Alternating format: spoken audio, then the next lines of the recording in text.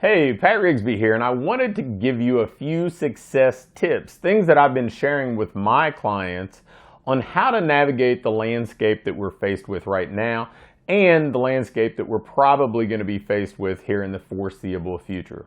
So, let's get to it.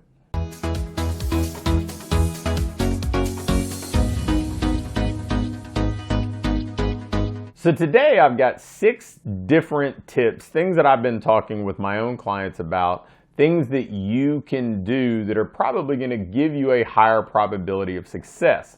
The first one is something that seems like common sense to me, but I see so much kind of railing against it online that I thought it was worth mentioning, and it's, look, don't vent, don't argue, don't play pretend scientist on social media.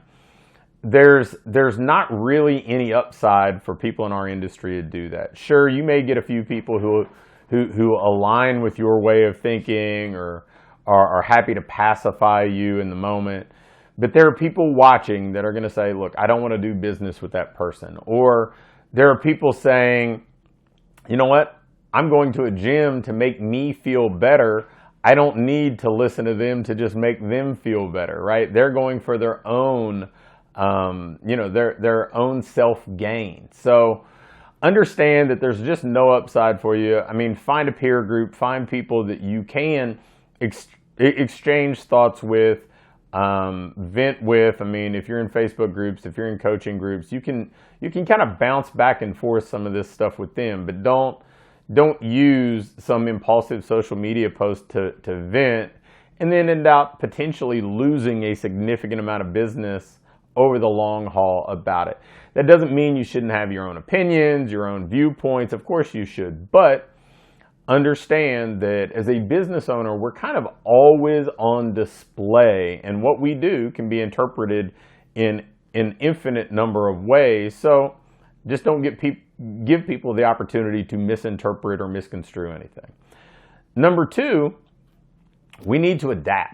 Right? Like that's one of the things that we have that most small businesses or most businesses in general don't have the ability to do, right? I mean, my dentist can't go and start doing dental work virtually if they were to get shut down again. Franchise businesses can't reinvent themselves as quickly as a solo operation. Big box health clubs have hundreds of thousands of dollars invested in equipment for people to come in and use, and their model does not lend itself to distance work. I mean, we're just in a unique position in that we can adapt. We can become hybrid. We can start to offer outdoor stuff. We can do in-home stuff if that's something that kind of suits our professional appetite. We can do any number of things. You've got to be adaptable. You can't think, hey, I'm just going to stick with my 2019 business model and eventually we'll get back to that. That's not the way business works, right? Business continues to move forward. Society continues to move forward. Imagine being the person who says, look, I'm just going to go ahead and I'm never adapting to smartphones. I'm just going to tie myself to landlines forever. You know, it's just not the way that this is going to happen. So people now have been exposed to online training, to hybrid training, to things being delivered to them, being more convenient. We need to adapt to where the market's going and really where the market is right now. So be adaptable. It's one of your greatest potential competitive advantages. Number 3, do more than is required. Like when it comes to what your city is mandating, when it comes to cleanliness or safety, do more than the bare minimum. Show people, document what you're doing, make sure that it's visible.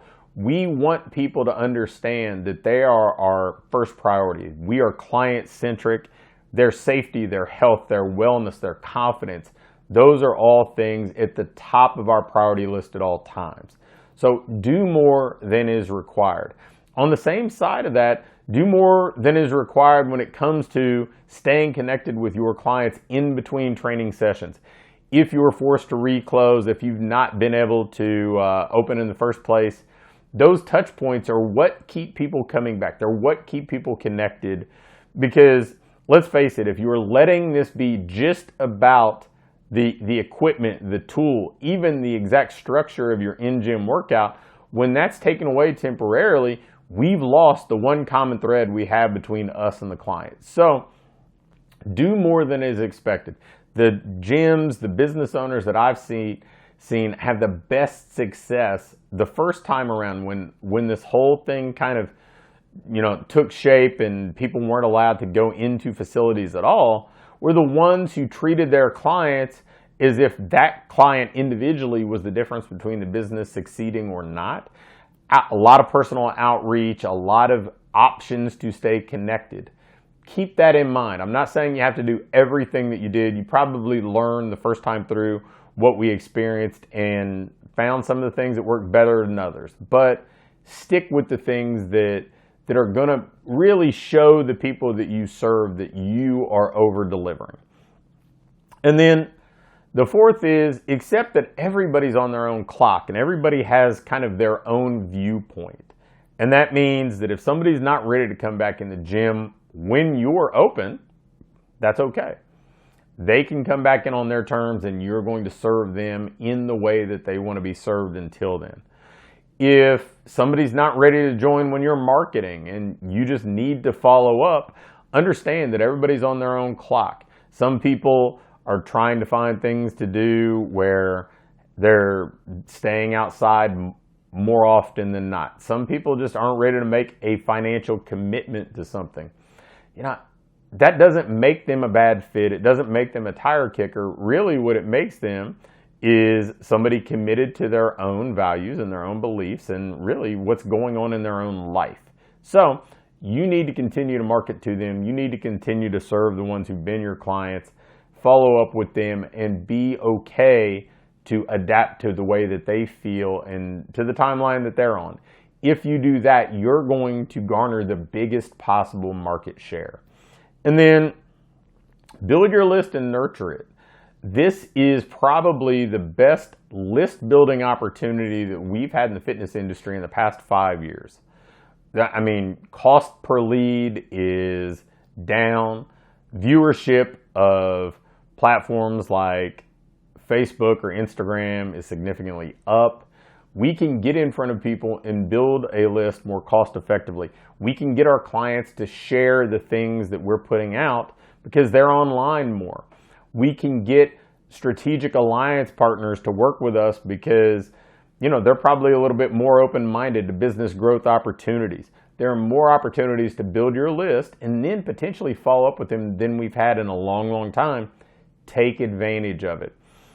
And then finally, if you've not thought about securing some of the disaster relief funding, whether it's PPP or EDIL, talk with your accountant, explore those options. Those things are there for us to use. We pay taxes, we contribute, we do things that certainly kind of fund where this money is originating. We need to make sure that we're taking advantage of this stuff if it's going to put us in a better position to succeed moving forward. If it's going to give us a little bit of breathing room, if it's not going to put for example, somebody putting off rent and having to pay a 10% premium because they've delayed rent when they could go out and get a loan at 3.75%, it just doesn't make financial sense for us to pay that 10% premium or put things on credit cards where we're going to be paying 18, 19, 20% interest if we can get financing that's going to be less expensive. Not telling you to go out here and max out all your loan options available to you or anything like that, but explore them and talk with your accountant, talk with a financial planner, understand the math, and make sure that you're setting yourself up to play from a position of strength. So there are 6 different success tips that I think at least a couple of them are probably going to be useful to you, and I know a number of them have been useful to my clients. So apply them, use them. If you have questions, let me know. Thanks for watching. If you click the first link in either the description or the link in the pinned comment, you can get my latest book, The Ideal Business Formula, for free. And if you like this video, hit the thumbs up button for me. If you have any questions or comments or video requests, leave me a comment below and I'll be quick to respond. And lastly, make sure to hit the subscribe button. I'm posting videos weekly now, and if you turn your notification bell on, you'll be sure to get them all.